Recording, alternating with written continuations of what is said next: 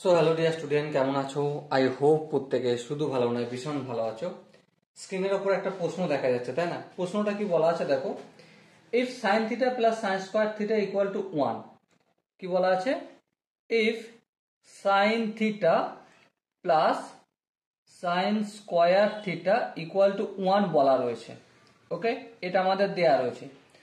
প্রমাণ কি করতে হবে? Prove that cos to the power 12 theta plus 3 into cos to the power 10 theta plus 3 into cos to the power 8 theta plus cos to the power 6 theta minus 1 equal to 0 এটা আমাকে proof বা প্রমাণ করতে হবে। ওকে, তাহলে চলো কোমর বেঁধে প্রমাণ করতে শুরু করে দিই। তো ডেফিনেটলি তোমরা ভিডিওটা পজ করে প্রথমে নিজে প্রমাণ করবে, তারপর চেক করবে। ওকে, দেখো যা ইনফরমেশন দেয়া রয়েছে সেখান থেকে আমরা কি করতে পারি, sine theta equal to 1 minus sine square theta এটা লিখতে পারি। হ্যাঁ, লিখতে পারি। আবার এটা যদি লিখতে পারি তাহলে আরেকটা কথা বলো, 1 sine square theta plus cos square theta equal to 1। So cos square theta equal to 1 minus sine square theta হয়।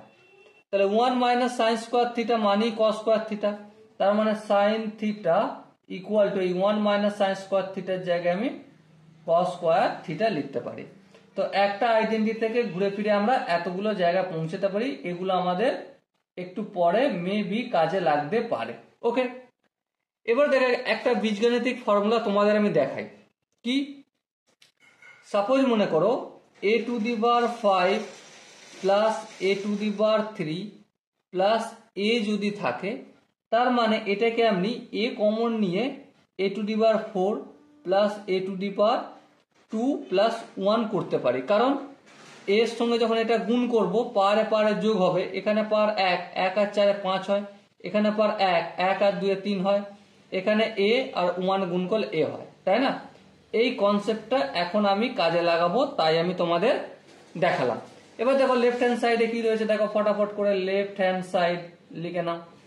cos to the power 12 theta plus 3 cos to the power 10 theta plus 3 cos to the power 8 theta plus cos to the power 6 theta minus 1। এটা left hand side রয়েছে, এটা সমান আমাকে 0 প্রমাণ করতে হবে। ওকে, তো দেখো প্রথমে একটা কাজ করি, এখান থেকে এখান থেকে এখান থেকে আর এখান থেকে cos টু দি পাওয়ার 6 যদি 60টা যদি কমন নিই, আই হোপ কারো আপত্তি থাকার কথা নয়। এবার বলো cos টু দি পাওয়ার 6 যদি কমন নিই, 12 থেকে 6 সামনে নিয়ে নিছি, তাহলে কি পড়ে থাকবে এখানে? Obviously cos to the power 6 theta থাকবে প্লাস 3, এখানে কি হবে? cos টু দি পাওয়ার 6 চলে গেছে, এখানে 4 থিটা থাকবে, আর এখানে 3 ইন্টু cos 8 থিটা ছিল, 6 চলে গেছে, এখানে 2 থিটা হবে, আর এখানে পুরো cos 6 থিটাটাই কমন নিয়ে নিয়েছি, তাহলে 1 থাকবে, তারপর মাইনাস 1 যেমন আছে তেমন রেখে দিলাম। ওকে, এরপর আরেকটা আমি ফর্মুলা একটু দেখানোর চেষ্টা করব। সেটা কি, a প্লাস বি তার হোল কিউ এর সূত্র কি? অবভিয়াসলি আমরা প্রত্যেকে জানি A cube plus 3a square B plus 3ab square plus B cube, এই বি কিউ, তাই না? তো এবার একটা জিনিস লিখি, এখানে এর মানে আমি cos স্কোয়ার থিটা লিখছি, এ সমান কি cos স্কোয়ার থিটা, আর বি সমান যদি 1 বলি, তাহলে তোমরা ধ্যান দিয়ে লক্ষ্য করো, এখানটা যেমন আছে এখন একবারটি রেখে দাও, এরও পরিবর্তন করবো, একটু পরে করব। দেখো এখানটাকে আমি এ ধরছি, ধরে আমি লিখছি দেখো cos স্কোয়ার থিটা তার হোল কিউ, মানে এ কিউ করলাম, প্লাস 3a স্কোয়ার, এ স্কোয়ার মানে cos স্কোয়ার থিটা তার হোল স্কোয়ার, দেখো এ স্কোয়ার ইন্টু বি, বি মানে তো 1 করতেই পারি, প্লাস 3ab স্কোয়ার, এ বলতে এখানে cos square theta into 1 square লিখতেই পারি, plus B cube, b cube বলতে 1 এর কিউ, আর মাইনাস 1। এবার ধ্যান দিয়ে লক্ষ্য করো এই লাইনের সঙ্গে এই লাইনটা কি ম্যাচ করেছে? হ্যাঁ ম্যাচ করেছে। cos to the power 6 theta, দেখো 3 দুগুণে 6 থিটা, 2 দুগুণে 4, আর এখানে 3 into cos square theta into 1 square মানে 1, এখানটা ম্যাচ করে গেল।